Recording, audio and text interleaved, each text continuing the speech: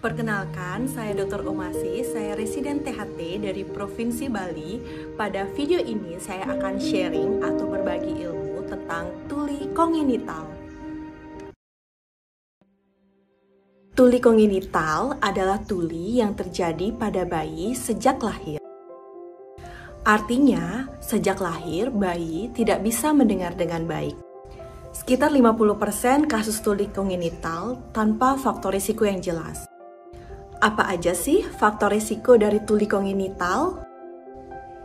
Secara garis besar, faktor risiko dari tuli kongenital dapat kita bagi menjadi faktor risiko prenatal atau saat janin masih di dalam kandungan, faktor risiko perinatal atau saat proses persalinan, faktor risiko postnatal awal yang terjadi 28 hari pasca persalinan. Riwayat keluarga dengan gangguan tuli kongenital, kelainan genetik menyebabkan organ dari telinga atau saraf pendengaran tidak terbentuk dengan baik atau berfungsi normal, sehingga menyebabkan munculnya gangguan pendengaran. Adanya riwayat infeksi TORS seperti toxoplasma, rubella, cytomegalovirus, herpes simplex, atau virus infeksi lainnya. Paparan obat ototoksik pada masa kehamilan, paparan zat berbahaya seperti teratogen, alkohol, atau merkuri, dan kondisi khusus pada saat masa kehamilan.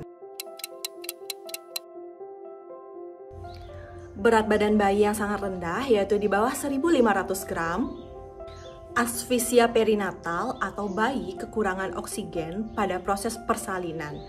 Kondisi kekurangan oksigen ini dapat mengganggu fungsi otak yang bertugas sebagai fungsi pendengaran.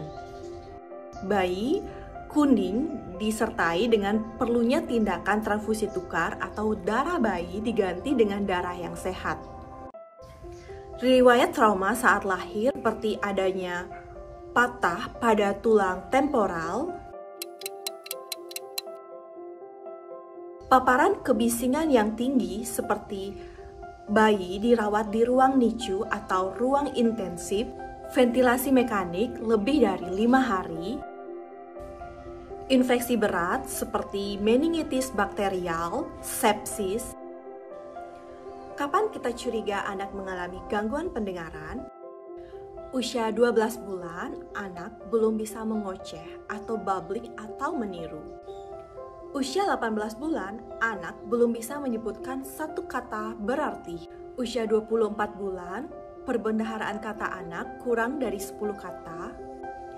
Usia 30 bulan, belum dapat merangkai 2 kata. Penurunan pendengaran, sampai tidak bisa mendengar sama sekali.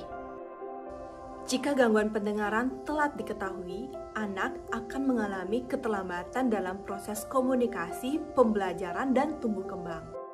Oleh karena itu, screening pendengaran bayi baru lahir sangatlah penting, terutama pada bayi yang memiliki faktor risiko tinggi. Sekarang di rumah sakit sudah tersedia pemeriksaan OAE dan BERA yang membantu untuk screening pendengaran pada bayi. Dengan pemeriksaan ini, gangguan pendengaran dapat dideteksi lebih awal, sehingga penanganan dapat diberikan sedini mungkin.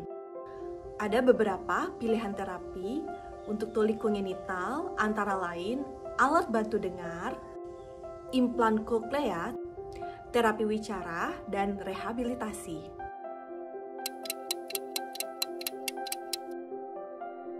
Pencegahan yang dapat dilakukan untuk mengurangi terjadinya tuli kongenital antara lain vaksinasi rubella sebelum kehamilan, deteksi infeksi TORS pada saat kehamilan, konseling genetik bila ada riwayat tuli kongenital, menghindari obat-obatan ototoksik. Ingat, deteksi dini merupakan awal tumbuh kembang yang lebih optimal.